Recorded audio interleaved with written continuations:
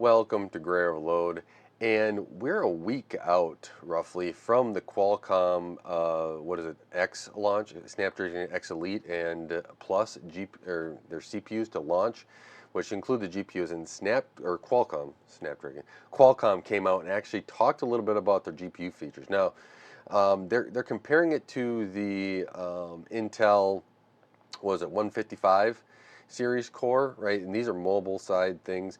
And the reason why I want to kind of touch on this is because I do find it interesting. We have very little data, besides the Qualcomm side of things and telling us how good their processors are.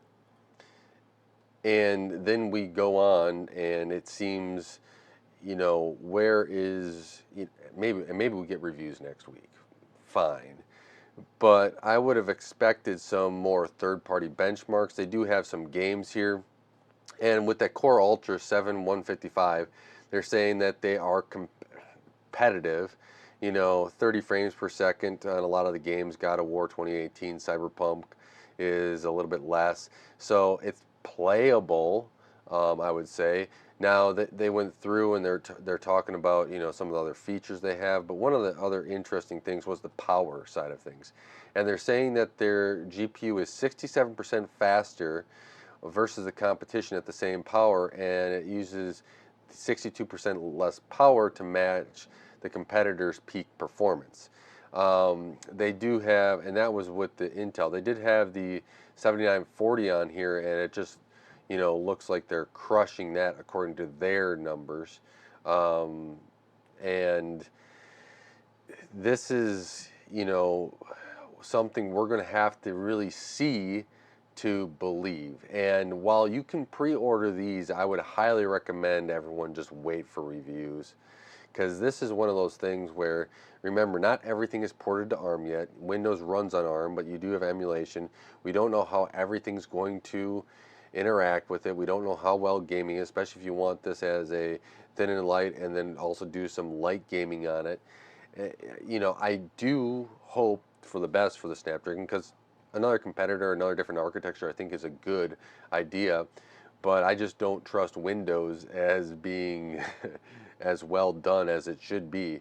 And we've seen, a lot of scheduler problems and everything else with the last few years, where that leads to us to, or even decades, to lead us to be cautious. But the Snapdragon, Elite and the Snapdragon X Elite and the Snapdragon X Plus are these processors here to run Windows on, and every single performance benchmark, it kind of seems to me, is just slowly giving us just a little bit more of saying, we're good, and it's not just a whole suite of everything, competing against everything else that Intel and AMD kind of, slog through in their releases. So I would be a little bit cautious here, but I would also, because they do have a ARM validated, you know, section, so Windows on ARM ready software, and that, they say there's over 900 apps that have been validated, and that's something that if you're getting into, if you don't,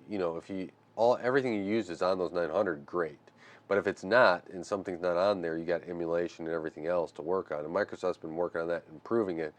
But this whole, Snapdragon saying where the processors are, yeah, I have some questions, because we haven't seen, Snapdragon really take off here, or really know how their benchmarks compare to other people's benchmarks on how accurate they are. Are they somebody that likes to under promise and over deliver, or do they over promise and under deliver, or are they just pretty run of the mill?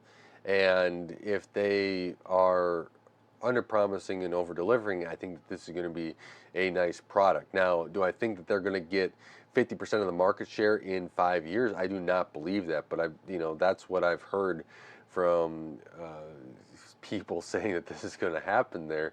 I don't know how that's going to be coming up, unless it's going to be Microsoft pushing this as this is the only provider for exclusive features if you want them in Windows. And maybe that's how they get there.